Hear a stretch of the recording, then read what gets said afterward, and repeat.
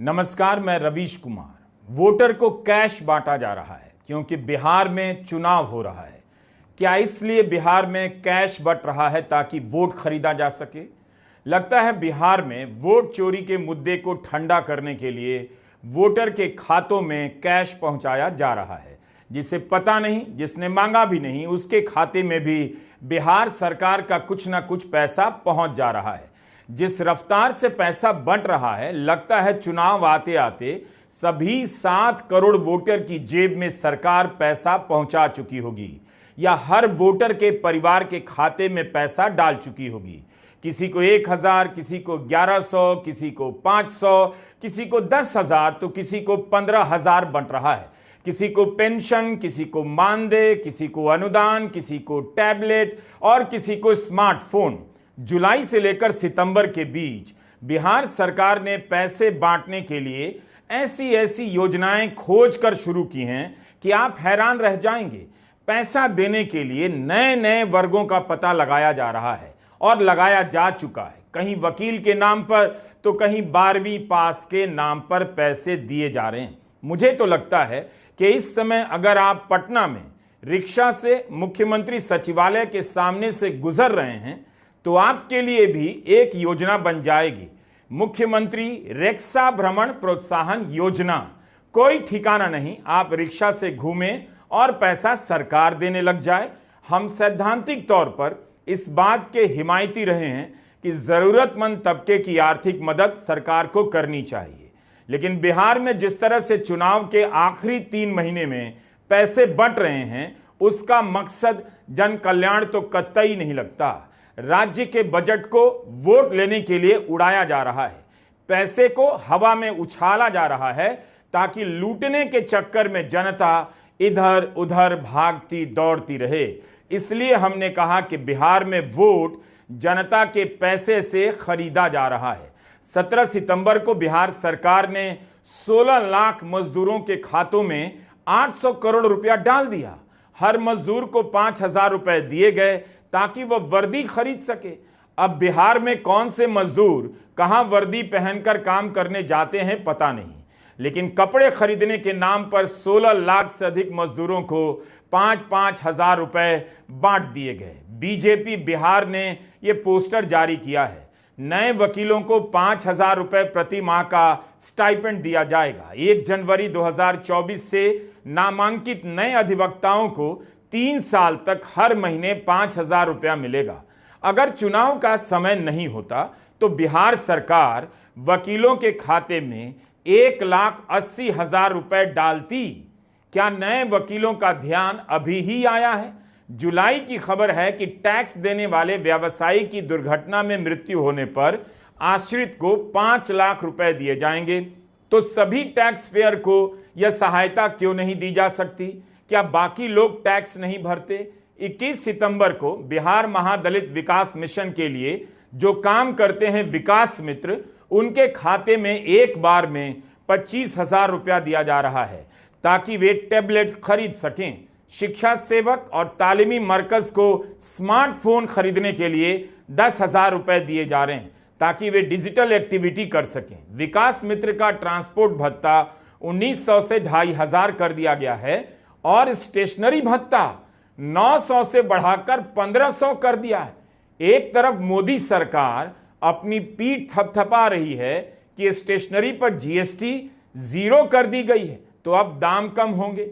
दूसरी तरफ चुनाव के चलते बिहार सरकार स्टेशनरी भत्ता बढ़ा रही है। ये चंद उदाहरण हैं, केवल चंद, आगे और बताएंगे। करोड़ों लोगों के खाते में पैसा बांटने के लिए बिहार के पास कहां से इतना पैसा आ रहा है, इसकी परवाह किसी को भी नहीं, जनता को भी नहीं। उसे यह होश नहीं कि अब सरकारें 5 साल आराम करेंगी और 5वें साल पैसा बांटेंगी, शिलान्यास करेंगी। नीतीश कुमार 2005 से बिहार के मुख्यमंत्री हैं। अगर इनके विकास से बिहार का जनजीवन बदल चुका होता, आर्थिक तरक्की हो गई होती, रोजगार पैदा हुआ होता, तब फिर बिहार में 94 लाख परिवार 6,000 रुपया तक ही क्यों कमाते? यह हमारा आंकड़ा नहीं है। 2 अक्टूबर 2023 को बिहार में जाति गणना जारी हुई। उसकी रिपोर्ट में लिखा है कि बिहार में 94 लाख परिवार 6,000 तक ही कमाता है। पूरे 6,000 भी नहीं, 6,000 तक। जाहिर है इनमें ज्यादातर 6,000 से कम कमाते होंगे। कोई 2,500 कमाता होगा, कोई 3,000 तो कोई 5,000 ही कमाता होगा। बिहार सरकार 6,000 तक कमाने वालों को गरीब मानती है। 6,000 से 10,000 के बीच कमाने वाले बिहार में करीब 82 लाख परिवार ही हैं।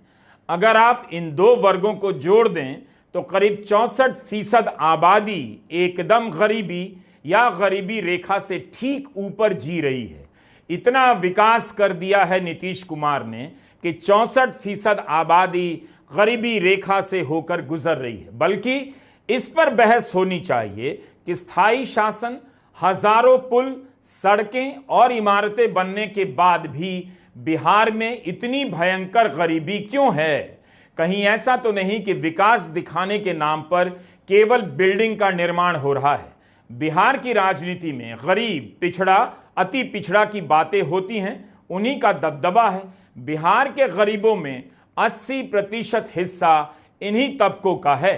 तो क्या इसलिए पैसा बांटा जा रहा है कि जिस आबादी के पास गरीबी से निकलने का विकल्प नहीं, उसे विकास की बड़ी बड़ी बातों से क्या मतलब, वोट चोरी के मुद्दे से क्या मतलब, तो बस उसके खाते में 1,000 से लेकर 10,000 तक डाल दिया जाए, वोट भी मिल जाएगा। यह तो जनता के सामने टुकड़े फेंकने के जैसा है। उसके जीवन में कोई स्थायी इंतजाम नहीं, बस वोट के समय पैसा बट रहा है। वोट के पहले और चुनाव हो जाने के बाद उसके जीवन का क्या होगा किसी को परवाह नहीं, शायद जनता को भी नहीं। जो आबादी 6,000 रुपए नहीं कमा पाती है, उसके खाते में आप अचानक 5,000, 10,000, 15,000 डालने लग जाएंगे तो लोग भूल जाएंगे कि 20 साल में उनके साथ क्या हुआ, नीतीश कुमार ने क्या किया। पैसा ही उनके काम का चेहरा बन जाएगा और प्रमाण भी। अब कोई नहीं पूछेगा कि 400 रुपए के पेंशन पर बिहार के बुजुर्ग अभी तक कैसे जी रहे थे, क्योंकि चुनाव के कारण इसे बढ़ाकर 1,100 रुपया महीना कर दिया गया है और 1 करोड़ से अधिक लोगों के खाते में पैसा भेज दिया गया है। बुजुर्ग पेंशन, विधवा पेंशन, विकलांग पेंशन, 6 कैटेगरी की सामाजिक सुरक्षा में पैसा गया है। पैसा बढ़ाने से सरकार को 777 करोड़ रुपए अलग से खर्च करने होंगे। इसका बजट सालाना 9300 करोड़ से अधिक का हो जाएगा। ऐसा कोई दिन नहीं होता जब नीतीश कुमार किसी इमारत का उद्घाटन नहीं करते, शिलान्यास नहीं करते। 21 सितंबर को उन्होंने पटना में साइंस सिटी के भव्य परिसर का उद्घाटन किया। इसमें 4D थिएटर है, बहुत से हॉल हैं, विज्ञान की प्रदर्शनियां हैं। इसे देखकर किसी को भी लगेगा कि बिहार विज्ञान की दुनिया में तहलका मचाने वाला है। मुझे भी अच्छा लगेगा, शायद आपको भी, कि साइंस सिटी पटना में बना है। लेकिन इसके चमक के आगे बिहार की वह सच्चाई भी देख लीजिए कि इसी पटना में एक साइंस कॉलेज है जिसका कभी नाम हुआ करता था। आज इस कॉलेज को राष्ट्रीय रैंकिंग में B और C ग्रेड के कॉलेज के नाम पर जाना जाता है। नैक की ग्रेडिंग में 2020 में पटना का साइंस कॉलेज B ग्रेड प्राप्त किया और 2021 में इसे C ग्रेड मिला।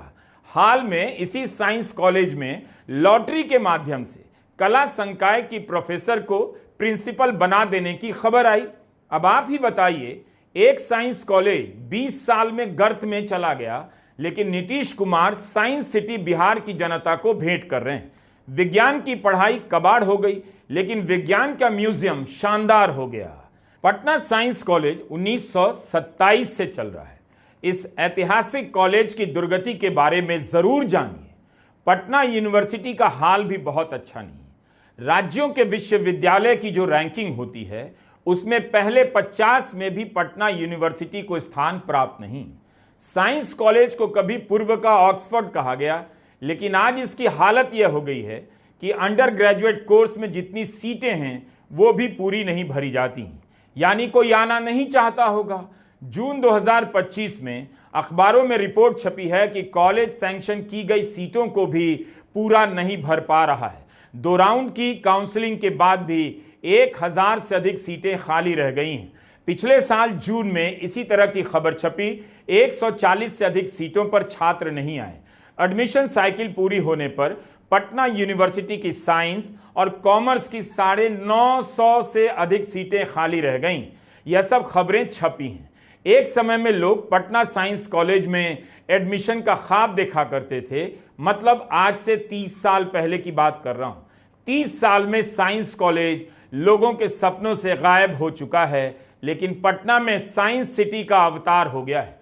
अब आप खुद से यह सवाल पूछिए कि एक ढंग का साइंस कॉलेज नहीं है, जो था पटना में उसकी हालत खराब है, लेकिन उसी पटना में 889 करोड़ की लागत से 21 एकड़ में साइंस सिटी बन गई है। जाहिर है आप इमारत और थिएटर पर मोहित हो जाएंगे, रील बनाने लग जाएंगे और भूल जाएंगे कि इस राज्य में साइंस सिटी तो है, लेकिन उसी शहर का साइंस कॉलेज नैक की रेटिंग में बी ग्रेड और सी ग्रेड प्राप्त करता है। साइंस सिटी तब शोभा देती जब बिहार में कम से कम 10 बेहतर साइंस कॉलेज होते, या कम से कम राजधानी पटना का ही साइंस कॉलेज कुछ काम का होता। इसलिए यह उदाहरण दिया ताकि आप इस मॉडल को समझें। मॉडल यह है कि बिहार की जनता की आर्थिक हालत खराब है, लेकिन उसकी जेब में पैसे बांटने के लिए बिहार के पास पैसा इफरात है।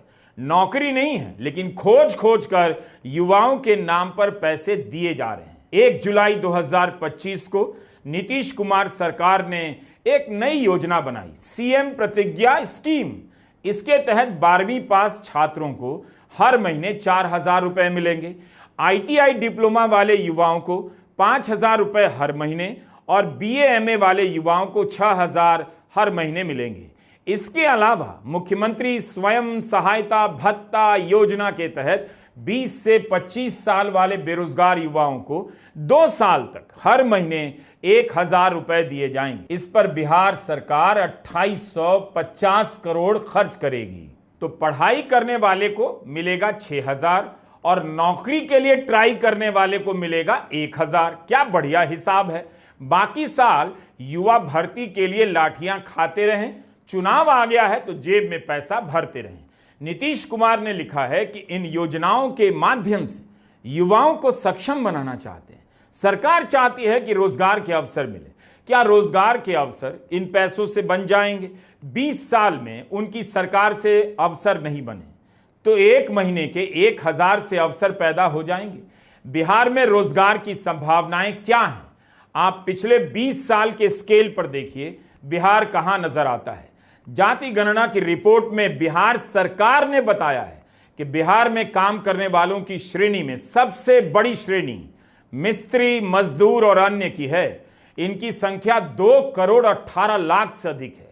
बिहार में काम करने वाली आबादी का 16.73% हिस्सा मिस्त्री और मजदूरी का काम करता है। 13 करोड़ आबादी है बिहार की, 2.25 करोड़ लोग मिस्त्री और मजदूरी का काम कर रहे हैं। यही विकास किया है नीतीश कुमार ने। यह बताता है कि लंबे और स्थायी शासन के बाद भी स्कूल कॉलेज की पढ़ाई कितनी बर्बाद हो चुकी है। जाति की गणना में यह भी बताया गया है कि बिहार में सरकारी क्षेत्र में मात्र 20,49,000 लोग काम करते हैं। संगठित क्षेत्र में प्राइवेट नौकरी करने वालों की संख्या 15,97,000 है। असंगठित क्षेत्र में नौकरी करने वालों की संख्या करीब 28 लाख है। यहां भी देखिए असंगठित क्षेत्र में बिहार के लोग ज्यादा काम कर रहे हैं। तो एक तरह से आपको देखने को मिल रहा है कि बिहार की ज्यादातर जनता मिस्त्री, मजदूर है और इसके अलावा जो भी है असंगठित क्षेत्र में काम करती है, जिसके बारे में बताने की जरूरत नहीं कि असंगठित क्षेत्र में सामाजिक सुरक्षा नहीं होती, कमाई बहुत कम होती है, काम बहुत ज्यादा होता है।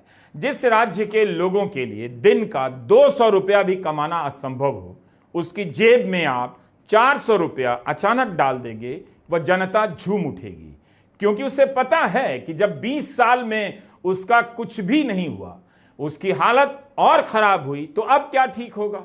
तो कम से कम 400 रुपया तो मिल रहा है। बिहार सरकार ने घोषणा की है कि 8,053 पंचायतों में 4,260 करोड़ की लागत से विवाह मंडप बनाए जाएंगे और सरकार के पोस्टर में इसे 40 अरब बताया गया है। अगर करोड़ कम लगे तो अरब से समझ लीजिए सरकार विवाह मंडप के लिए कितना पैसा खर्च कर रही है। एक निहायत ही गरीब राज्य के लिए, जहां लोगों का महीने का खर्चा नहीं चल रहा है, वहां विवाह के मंडप के नाम पर 4200 करोड़ रुपया खर्च किया जा रहा है। क्या किसी को इसमें अनर्थ नजर नहीं आ रहा? 4000 करोड़ की लागत से विवाह का मंडप, इससे बिहार में रोजगार के अवसर पैदा होंगे। हो सकता है कि इसके बदले बम्पर वोट मिल जाए, लेकिन इसका मतलब यह नहीं होगा कि मिला हुआ वोट विकास के नाम पर आया।